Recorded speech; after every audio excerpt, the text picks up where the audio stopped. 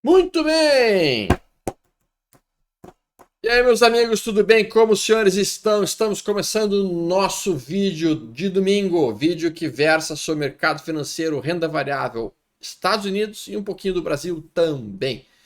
Vamos falar e sobrevoar rapidamente o que está acontecendo no mercado. O mercado vinha bem a semana inteira e lá pela quinta ou sexta-feira azedou completamente, pesou fortemente. A gente teve cenários que deixaram todo mundo tenso, a questão da Bybit, que pegou também o mercado variável americano.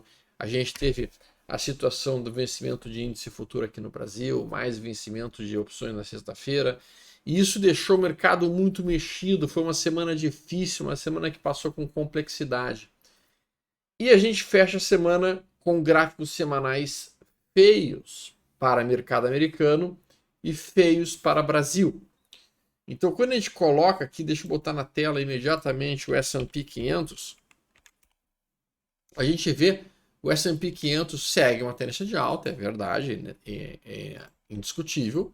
Só que a gente tentou romper o topo histórico e nós fechamos perto da mínima. Usualmente, quando isso acontece, nós temos um movimento de queda, porque isso recebe o nome de trap, uma armadilha, que os comprados se sentiram armadilhados pelo movimento técnico que o mercado fez.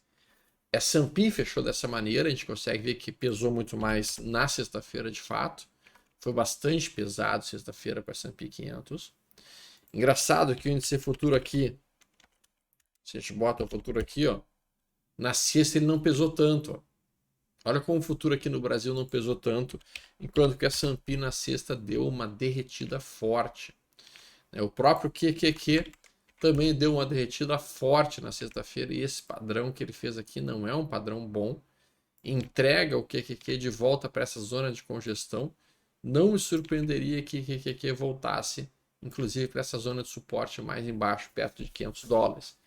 Então o cenário ficou um tanto quanto mais confuso para o mercado americano, apesar que a gente já viu que o mercado americano gosta de fazer padrões de cup and handle, ó. Cup and handle rompe, e o que é no seguinte, ó, esse rompimento é uma correção que não é acionada a queda. Então a gente fez o cup and handle aqui, rompemos, fizemos padrão de correção. Se a gente não perder essa mínima, poderíamos sim seguir nosso ciclo de alta para QQQ. Até porque, como eu mencionei, na sexta-feira o dia foi bem pesado. Eu acho que ele consumiu literalmente todos os vendedores. Normalmente essas barras grandes trazem os preços de volta para cá rapidamente para voltar para essa região.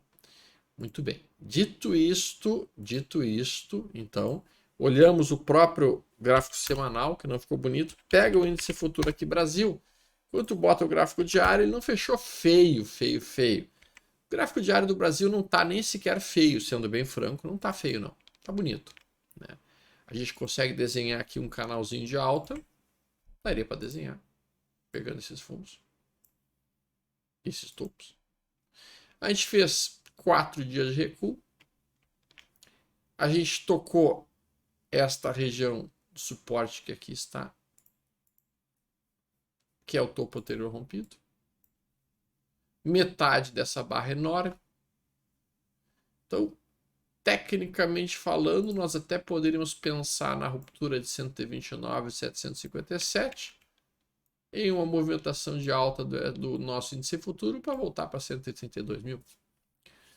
Isso seria um cenário mais plausível, até nos 120 minutos, quando a gente olha aqui, estamos bastante sobrevendidos nos 120 minutos, com divergência altista no estocástico lento, indicando a possibilidade de um movimento de alta do futuro nos primeiros dias, segunda, terça e quarta.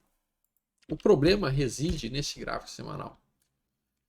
O gráfico semanal não é um gráfico comprador, o gráfico semanal é um gráfico ruim, é uma tendência primária de baixa, em que a gente faz um ciclo primário de baixa, mais 6 meses de topo são descendentes, e eu ficaria muito esperto caso a gente perca na semana que vem 128.210. Nessa situação, para mim, fica perigoso ficar comprado em índice futuro e comprado até mesmo em Bovespa. Tá? Por quê? Porque o Ibovespa, sim, nós tínhamos um canal de alta bem bonito, que era esse aqui, um canal de alta absolutamente delicioso. A gente perdeu esse canal nesse movimento. É bem verdade que isso pode ter sido apenas uma busca de liquidez de venda para daí puxar mais. É verdade, temos que ter isso em mente. Mas o fato é que a gente faz um movimento que se assemelha muito ao pullback. Se a gente perder esse ponto aqui, eu teria um cenário de venda dentro do Ibovespa. Espero estar completamente errado. Na minha perspectiva, ainda, Ibov teria comissão voltar para 137, tá? Esse seria o objetivo dele. A própria Petrobras segue forte, indo na direção do seu topo histórico aqui. Petrobras rompeu, inclusive, a região de entrada para mim, para buscar a região de topo anterior. A gente viu uma Vale ganhando muita força, fechando a semana forte, perto da máxima, inclusive, montando aquilo que eu chamo de um V15. Então, Vale, para mim, tem como objetivo voltar aqui para 65. Tá? Isso tudo me traz a ideia de que talvez a gente consiga fazer mais uma semana boa de alta aí e aquele candle semanal não acabe sendo cumprido. Vamos colocar aqui a NVIDIA e começar a olhar alguns ativos aqui com vocês, alguns ativos de mercado americano. Mas antes disso, eu quero colocar esse gráfico aqui com vocês. Esse é o gráfico que mostra o desempenho do mercado americano por setores ou por grupos. A gente tem uma tendência muito grande de falar no setor de tecnologia e achar que esse é o setor mais importante no mercado americano, mas não é. Nos últimos meses, nós temos visto que o setor mais forte do mercado americano é o setor de comunicação, a VGO e data, banco de dados, setor defensivo e setor de consumo cíclico. Isso nos 3 meses. Nos últimos 6 meses, comunicação, consumo cíclico, finanças, utilidades e tecnologia. Tecnologia não é o setor mais forte dos Estados Unidos, a gente acha que é, e a gente teima em dizer que é, mas não é. Então, a gente pode e deve olhar para empresas de outros setores que não apenas tecnologia, mercado americano, se a gente está querendo trabalhar realmente os papéis mais fortes da bolsa. NVIDIA, tecnicamente falando, fez um forte gap de baixa que a gente viu aqui e um movimento de queda muito importante atrelado à ideia toda do DeepSeek. E aqui ele fez um trap muito bonito de ser operado, que deu um belíssimo trade, parabéns para quem fez esse trade, foi uma bela movimentação de alta. Só que esse trade terminou aqui, ó, quando perdeu a mínima deste 1, 2, 3 de compra que foi de venda que foi feito aqui. Isso aqui pode estabelecer sim um novo movimento de recuo e não seria surpreendente se a gente estivesse agora construindo um canal de baixa que seja esse daqui. Se nós estivéssemos construindo esse canal de baixa aqui, a NVIDIA passaria a semana em correção, eventualmente buscando 112, talvez até 115 dólares. Por isso, a NVIDIA, para mim, deu saída de toda e qualquer posição. Eu só pensaria em tomar posições de NVIDIA novamente se ela conseguisse romper esse topo. Nesse caso, nós retomaríamos tendência de alta no gráfico diário, coisa que nós não temos nesse momento. Vamos virar a Apple. A Apple no gráfico semanal, algumas semanas atrás, tornou uma excelente entrada quando rompeu essa máxima aqui, estocástico lento sobrevendido, e agora tem como objetivo voltar para o topo aqui em 260 dólares. Isto me chama atenção, naturalmente, a gente está dentro de um gráfico diário que é isso aqui, em cima de uma zona de resistência. A Apple 34, que é a BDR, que pode ser operada aqui no Brasil, ela ainda não andou o suficiente, porque o dólar deu uma recuada aqui, e daí isso deixou a Apple 34 mais travadinha. A gente comentou com vocês que era topo histórico, esse topo histórico tinha sido rompido e que isso era um pullback, que agora retoma a movimentação de alta na Apple 34. Um padrão que está bastante interessante é a própria Microsoft. Se a gente olha a Microsoft, observem onde ela encontra-se nesse momento, em cima de média móvel de 80 semanas, estocástico lento sobrevendido, que nem a Apple estava algumas semanas atrás. Ela ainda não andou. Vejo que ela está formando 1, 2, 3 de compra aqui, que é um sinal de fundo. Ao romper essa região aqui, poderíamos ter uma bela movimentação, talvez ganhar uns 10% com Microsoft em algumas semanas. Com o meu stop, neste caso, o meu stop ficaria abaixo de 394, em torno de 5% abaixo de onde está agora. Microsoft 34, por sua vez, que é esse daqui. Olha onde é que ela encontra-se, galera. Não podemos ficar desatentos numa situação dessas. A gente tem que ficar olhando com muita atenção, porque a gente está em cima desse fundo anterior e topo anterior rompido, estocástico lento sobrevendido, média móvel 80 subindo. Cara, isso para mim é uma oportunidade bastante interessante de comprar uma excelente empresa por um preço descontado.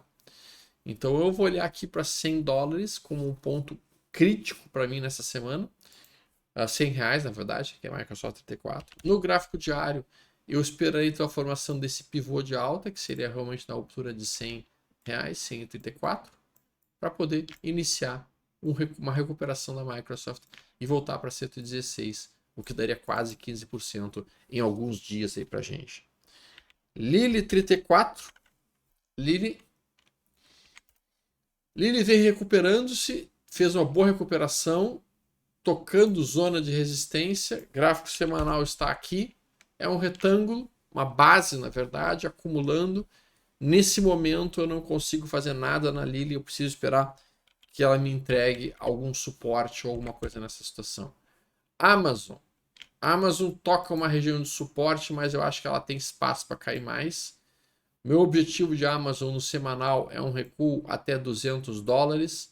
Aqui eu quero estar comprando. Eu fechei minhas Amazons quando perdeu 225.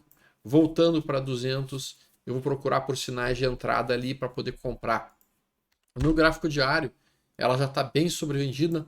No gráfico diário, ela já está tocando uma média móvel de 80. No gráfico diário, ela toca um fundo anterior, topo anterior rompido. No gráfico diário, está sobrevendida no estocástico.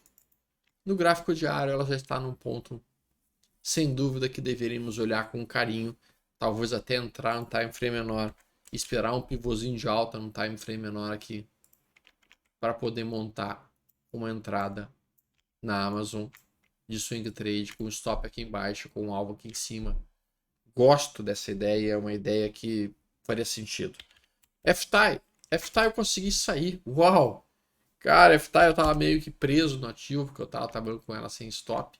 Quando teve essa queda violenta, literalmente FTAI essa semana permitiu que eu saísse da posição muito próximo do meu ponto de compra com algum lucrinho. E aí quando deu esse gap de alta aqui, perdeu essa mínima para mim, foi um disfarce de venda sendo acionado. Eu fechei minhas posições compradas em FTAI, saí fora, agradeci essa oportunidade que o mercado me deu para sair por um preço relativamente em conta e bom. A gente tem outros ativos bastante importantes no mercado americano que estão denunciando um certo cansaço e uma possibilidade de correção. Eu gosto muito da CLS, você sabe que eu sou um fã, confesso, da CLS. Eu acho que ela, infelizmente, agora começa a montar um processo de recuo para buscar essa zona de suporte que está aqui embaixo, em 99. Para mim, ela perdeu esse fundo aqui, perdendo esse fundo fica feio. Boa parte dos ativos americanos tem chance de iniciar um processo corretivo. E neste momento eu estou reduzindo exposição em mercado, porque realmente eu considero o mercado agora num ponto crítico. DOX. DOX é um ativo que eu gosto bastante do ponto de vista de fundamentos. Gráfico semanal, eu entendo que ele está esticado, que pode haver algum tipo de recuo para 61, mas perto de 61 eu sou um comprador importante de Doximity. Palantir, uma das estrelas do mercado americano, no meu entendimento, também iniciando uma ou duas semanas de recuo para aproximar-se de $82 e, portanto, não está num bom ponto para tomada de posições. Como a gente está vendo, grande parte dos ativos americanos estão dentro de um processo corretivo que eu acho que tem espaço para trazer um recuo um pouquinho maior. E por isso, eu iria com muita cautela agora em compras essa semana para o mercado gringo. Não estou pensando e não estou cogitando nenhuma entrada, sendo bem franco. Talvez na Amazon, talvez, dependendo de como ela se apresente. Mas o fato é que para mim o cenário todo está bastante com um aspecto de que vai dar uma corrigida. Então vamos devagar, vamos esperar que essas corrigidas aconteçam. Não acho que vão ser corrigidas como mudar a tendência completamente do ativo, mas a gente tem que estar atento aí para o que está rolando. Tá? Galera, vocês devem ter visto o vídeo sobre BDRs, e a gente tem algumas BDRs que continuam atraentes e bonitas, interessantes. A gente viu que a própria BDR da Apple está bonita. Se ela romper essa região aqui, tem espaço para subir até essa área, daria quase 8%. A antiga Microsoft 34 também, se acontecer essa altura, fica interessante. A gente tem outras BDRs, como por exemplo a Caterpillar 34, que neste momento fez um trap em cima de uma zona de suporte, que é topo anterior rompido. Então eu olharia com atenção para esses possíveis trades. Lembrando que as BDRs, sim, têm uma liquidez um pouquinho menor. Se vocês gostaram desse vídeo, espere o próximo, que o próximo vai ser sobre criptomoedas e nós veremos em breve, daqui a pouquinho. Tudo de bom e um abraço. Tchau, tchau.